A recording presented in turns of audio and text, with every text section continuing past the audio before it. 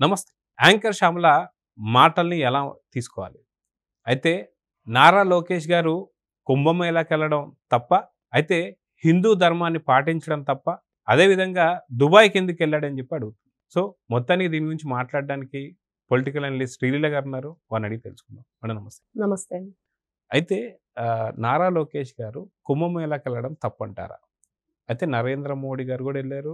అదేవిధంగా పవన్ కళ్యాణ్ గారు వెళ్ళినప్పుడు కూడా చాలా రకాలైన ట్రోలింగ్స్ చేస్తూ వస్తున్నారు.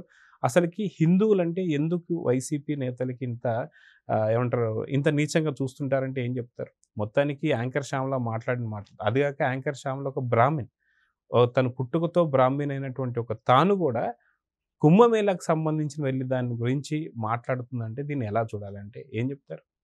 హిందువుగా పుట్టి మనం భారతీయులం, భారతదేశంలో ఉంటూ హిందువుగా, అందులో బ్రాహ్మణ కులంలో ఉన్న ఈ శ్యామల అనే ఆవిడ ఈరోజు కుంభమేళా గురించి మాట్లాడటం ప్రతి ఒక్కరూ కూడా ఏ విధంగా తీసుకోవాలి అంటే, జగన్మోహన్ రెడ్డి బైబిల్ని ప్రేమిస్తాడు అంటే, ఆ రోజు ఏదో ఎలక్షన్కి సంబంధించి గంగలో మునిగాను, నేను జంజం మార్చానని చెప్పేసి నాటకాలు వేశాడు.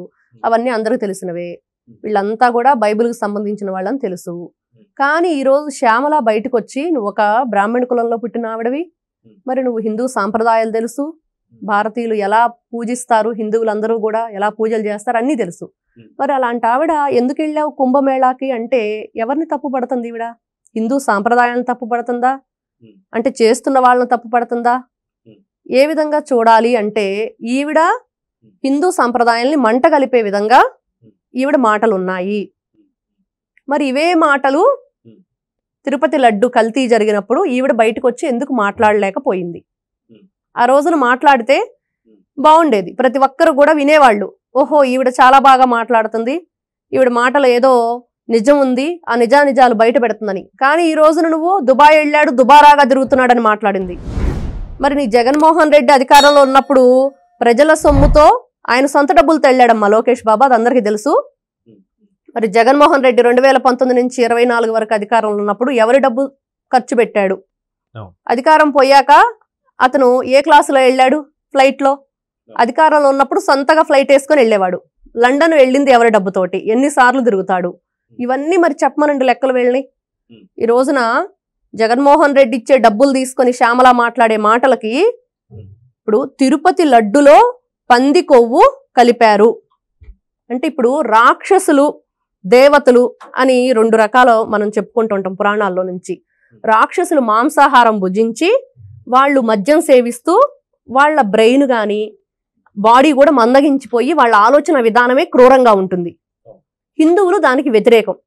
మాంసం, మద్యం ఇవన్నీ కూడా భగవంతునికి కైంకర్యములు చేసే వాళ్ళు ఎవరైనా సరే, ఇంకా మిగతా ఎవరైనా హెల్త్ని బాగా ఉంచుకోవాలనుకునే వాళ్ళు కానివ్వండి, ముఖ్యంగా బ్రాహ్మణులు, వాళ్ళు వేదాలు పఠించేటప్పుడు ఇవన్నీ కూడా నాలుక చక్కగా తడబడకుండా చక్కగా పల్చగా తిరగాలి అనంటే ఎటువంటి ఆహారాలు తీసుకోవాలనేది ఒక రూల్ ఉంటుంది. దాన్ని మంటగలిపి హిందూ అనే మనిషి లేకుండా, దాని మీద మక్కువ లేకుండా అనే దానికి నాంది పలికాడు జగన్మోహన్ రెడ్డి, పంది కొవ్వు అనేది లడ్డులో కలిపి. దీని మీద పోరాటం చెయ్యాలి ఫస్ట్ ఆ శ్యామల మాట్లాడే ఆవిడ. జగన్మోహన్ రెడ్డి గురించి మాట్లాడటం కాదమ్మా, జగన్మోహన్ రెడ్డి ప్రభుత్వం ఉన్నప్పుడు ఏ విధంగా హిందువులను ఇబ్బంది పెట్టారు, ఏ విధంగా బైబిల్ అనేది ముందుకు రావాలని చెప్పి వాళ్ళు ప్రయత్నం చేశారు, అది మాట్లాడు. ఎందుకు మాట్లాడితే నువ్వు లోకేష్ గారు, ఇప్పుడు నిన్న గ్రూప్ 2 ఎగ్జామ్ జరిగింది, అందరూ చక్కగా 92% రాశారు. స్టేట్ గవర్నమెంట్ మొత్తం మీద చూసుకుంటే ఆంధ్రప్రదేశ్లో 92, పెళ్లి కూతురు నవవధువు కూడా వచ్చి రాసింది. దానికి అతనికి సంబంధం లేదు. ఏపీపీఎస్సీ అని వాళ్ళు చూసుకుంటారు గ్రూప్ 2. విద్యాశాఖ మంత్రి లోకేష్ గారు కాదని అంటలేదు. కానీ ఏపీపీఎస్లో కూడా ఈ రోజున జగన్కు సంబంధించిన కొంతమంది వ్యక్తులు పనిచేస్తూ ఉన్నారని చంద్రబాబు నాయుడు గారు అధికారంలోకి వచ్చినప్పటి నుంచి కూడా చెప్తూ ఉన్నారు. వాళ్ళు కొంతమంది డ్రామాలు వేస్తున్నారు. అవన్నీ కూడా త్వరలో ఇంకా బయటపడాల్సినవి ఉన్నాయి. అడ్డగోలుగా దొంగతనంగా దాంట్లో జీతాలు తీసుకుంటున్నారు.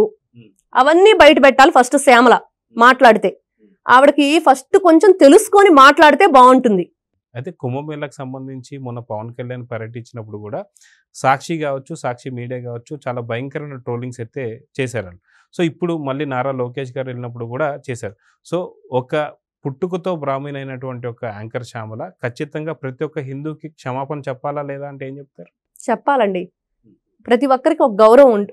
వాళ్ళ పూజలు, వాళ్ళ సాంప్రదాయాలు అవన్నీ కూడా దానికి ప్రతి ఒక్కరూ గౌరవించాలి.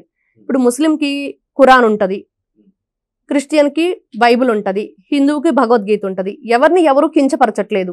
కానీ నువ్వు ఒక హిందువుగా పుట్టి బ్రాహ్మణ కులంలో పుట్టిన ఆవిడవి, కుంభమేళ అనగానే ప్రతి ఒక్కరికి కూడా ఒక ఎన్నో సంవత్సరాల తర్వాత అక్కడ ఆ నదిలో, ఆ సంగమంలో అందరూ కూడా స్నానాలు చేస్తే పుణ్యం వస్తుందని ఒక మంచి ఆలోచనతోటి ఉంటారు. అలాంటి వ్యక్తుల్ని ఈ రోజున భంగపరిచే విధంగా మాట్లాడుతుంది శ్యామల. ఖచ్చితంగా ఆవిడ హిందువులందరికీ కూడా క్షమాపణ చెప్పాలి. మరి మోడీ గారు చేశారు, అందరూ చేశారు కదా, ప్రముఖ నాయకులందరూ కూడా చేశారు, ద్రౌపది ముర్ము గారు కూడా చేశారు, మొన్న పవన్ కళ్యాణ్ గారి గురించి కూడా వీళ్ళంతా సోషల్ మీడియాలో కొంతమంది మొన్న కొంత చెత్త అయితే క్రియేట్ చేశారు. వాళ్ళందరూ మళ్ళీ ఇట్లాంటివన్నీ కూడా చేయకుండా, ఈ శ్యామల లాంటి వాళ్ళు మళ్ళీ ఇట్లాంటి మాటలు మాట్లాడకుండా కఠినంగా రెండో వాడు ఆ తప్పు చేస్తే మళ్ళీ చేయటానికి భయపడే విధంగా వీళ్ళకి శిక్ష పడాలి అనేది ఆంధ్రప్రదేశ్ ప్రజలందరూ కూడా కోరుకుంటున్నారు. సో చూద్దామండి, ఖచ్చితంగా యాంకర్ శ్యామల జగన్ ఇచ్చిన స్క్రిప్ట్ అయితే చదువుతుంది, కానీ తను పుట్టుకతో బ్రాహ్మణ్ అనేది మర్చిపోయింది. సో మీరు అన్నట్టు ఖచ్చితంగా ప్రతి ఒక్క హిందూకి తన క్షమాపణ చెప్పాలని అయితే కోరుకుంటున్నాను. నమస్తే. నమస్తే. Please subscribe to Leo News for more videos.